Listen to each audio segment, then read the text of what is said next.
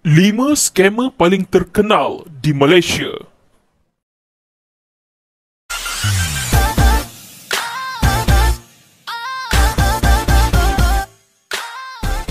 Sebelum kita teruskan, jangan lupa subscribe, tekan butang loceng, like dan share video ini. Nombor 5, gores dan menang. Sindiket penipuan ini boleh dikatakan antara yang old school dan rasanya pada zaman serba moden, mungkin penipuan gores ini tidak lagi relevan. Secara asasnya, penipuan ini berlaku sebaik anda diberikan sekeping kad untuk digores dan apa yang tertera pada kad menunjukkan apa yang anda boleh menangi. Hadiah yang menarik selalunya agak mewah seperti kereta, pakej pelancongan dan barangan elektrik ditawarkan. Bagi menuntut hadiah tersebut, mereka kemudian meminta anda untuk membayar sejumlah wang yang kononnya adalah dianggap cukai khidmat kerajaan. Iklan ini bukan scam. Emak takkan nak tipu kan? Setakat ini, jumlah kerugian paling tinggi dicatatkan adalah berlaku di Pulau Pinang, membabitkan kerugian 1.5 juta ringgit pada tahun 2015. Selepas itu, sindiket ini mula berkurangan tetapi tidaklah lenyap sepenuhnya kerana terdapat juga beberapa laporan dikenal pasti setahun selepas itu. Lepas tu dia ambil 4,000, dia kata, "Kak, masa duit ni kita akan pulang balik dalam masa 14 hari. Sebab saya kata saya tak boleh bayar ni, dia kata tak apa, Kak bayar ansur. Saya pun tak apalah. Dia pun cakap, Kak ada kad kredit? Tak ada. Kat bank ada. Cuma kita nak tengok aktif atau tak akaun akak. Kita tak nak tahu baki berapa. Saya bagilah. Saya bagi Kak ada berapa lagi? Kak 2 je. Saya bagilah pula masuk tu. Saya tak fikir dah dia bertanya, akak rasa kita tipu akak. Nombor 4, skim cepat kaya atau piramid MLM. Penipuan jenis ini boleh dikatakan antara yang paling kejam kerana ramai mangsa adalah golongan bawahan termasuk warga emas. Malah, jumlah wang yang terpaksa dilaburkan bukan sedikit dan selalunya individu yang terpedaya dengan skim ini sanggup membuat pinjaman bank biarpun baru setahun jagung bekerja. Bagi warga emas pula, ramai yang sanggup menggadai tanah semata-mata untuk melabur.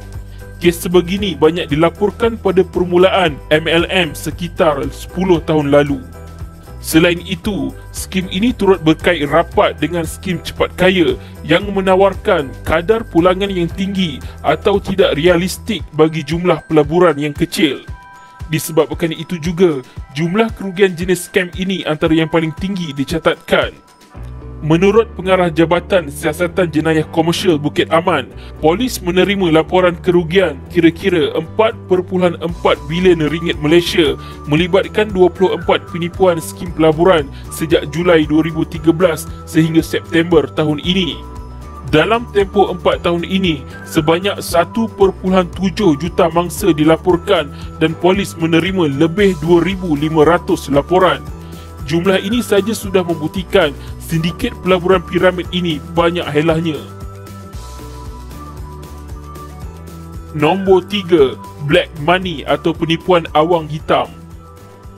Ini juga antara yang klasik kerana ia pernah menggemparkan negara sejak tahun 2001. Penipuan melibatkan mata wang asing atau lebih dikenali sebagai black money scam adalah satu penipuan oleh sindiket warga Afrika. Mereka memperdaya mangsa yang dikenali di media sosial untuk mengeluarkan sejumlah wang, kononnya untuk membeli sejenis bahan kimia yang didakwa boleh mencuci wang dan dijanjikan hasil lumayan. Sejak tahun 2004 sehingga 2008, polis menerima sekurang-kurangnya 20 kes mangsa penipuan black money membabitkan kerugian mencecah kira-kira 4 juta ringgit Malaysia. Malah, terdapat seorang mangsa iaitu ahli perniagaan mengalami kerugian kira-kira 1.9 juta ringgit Malaysia. Nombor 2, Macau Scam. Sindiket ini telah lama bertapak di negara ini, namun sehingga kini kewujudannya masih tidak mampu dibendung, ada saja panggilan mencurigakan. Sindiket ini sebenarnya didalangi oleh warga tempatan dan warga asing yang membuat panggilan telefon secara rawak dengan mendakwa mewakili mana-mana institusi kewangan. Panggilan tersebut dibuat bagi pengesahan transaksi kad kredit yang kononnya milik anda. Taktik ini digunakan untuk memperdaya mangsa dan boleh menyebabkan kerugian berjumlah ribuan ringgit. Malah, ada di antaranya menyamar sebagai pegawai bank dan pegawai bank negara Malaysia bagi tujuan penipuan. Panggilan palsu berkenaan dikategorikan sebagai telecommunication fraud atau Macau scam.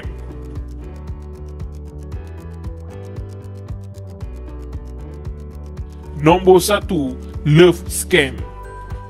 Sasaran mangsa untuk jenis penipuan ini pastinya golongan yang kesunyian dan memerlukan teman hidup. Memancing cinta menggunakan kata-kata romantis dan janji-janji palsu untuk memperdaya mangsa merupakan satu lagi taktik penipuan love scam yang digunakan untuk menjerat wanita dan lelaki. Selain yang masih bujang, penipuan ini juga hebat dalam menjerat golongan emas berusia 50 tahun ke atas.